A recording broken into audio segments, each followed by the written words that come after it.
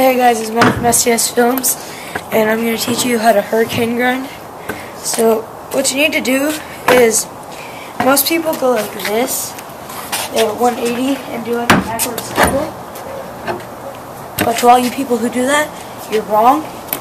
It's supposed to be like this, while you're facing forward.